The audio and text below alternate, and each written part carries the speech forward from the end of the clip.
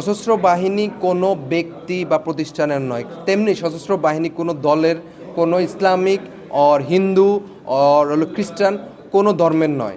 আমাদের মাননীয় সম্মানিত সেনাবাহিনী প্রধান উনি সম্প্রতি দাঁড়িয়ে রেখেছেন, সেটাকে আমরা সশস্ত্র বাহিনীর সদস্যরা যারা আছি তারা সাধুবাদ জানাই। কারণ আমাদের সশস্ত্র বাহিনীর মধ্যে ধর্মীয় মূল্যবোধ সে যে ধর্মের হোক না কেন, সেটা যদি সঠিক চর্চা থাকে তাহলে আমাদের সামরিক বাহিনী আরও ভবিষ্যতে এগিয়ে যাবে। আর সেটার জন্য কিছু মানুষের চুলকানি থাকবে, বিশেষ করে আমাদের প্রতিবেশী দেশগুলা যারা অ্যান্টি ইসলাম থাকে, তাদের সবসময় এই প্রোপাগান্ডা থাকবে যে আমাদের সম্মানিত সেনাবাহিনী প্রধান উনি অন্য দিকে চলে যাচ্ছে, অন্য এজেন্ডা বাস্তবায়ন করতে যাচ্ছে। তো সেই জন্য আমি বলবো যে হলো, যখন আপনার শত্রু মনে করবে যে আপনি খারাপ দিকে যাচ্ছেন, তখন আমি মনে করবো যে হলো আমি সঠিক পথে আছি। তো আমাদের শত্রু কারা? শত্রু বাহিনী যখন আমাদের সেনাপ্রধানকে নিয়ে খারাপ কথা বলবে, তখনই আমরা বুঝতে পারবো যে আমাদের সম্মানিত সেনাবাহিনীর প্রধান রাইট ট্র্যাকে আছে।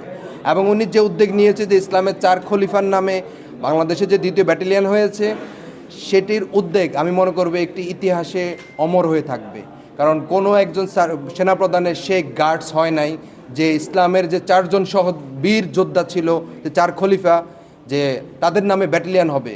আমাদের যে মহান মুক্তিযুদ্ধের যে 4 জন বীরশ্রেষ্ঠ হামিদুর রহমান, জাহাঙ্গীর রহমান সহ তাদের আরও 2 জন যে রৌফ এবং মুস্তফা, তো তাদের নামে যদি ব্যাটালিয়ন হয়ে থাকতে পারে, ইসলামের যে বীর যোদ্ধা রয়েছে 4 খলিফা, তাদের নামে ব্যাটালিয়ন হওয়া এটি সম্পূর্ণ যৌক্তিক এবং সম্পূর্ণ আশাব্যঞ্জক মনে করি। ধন্যবাদ।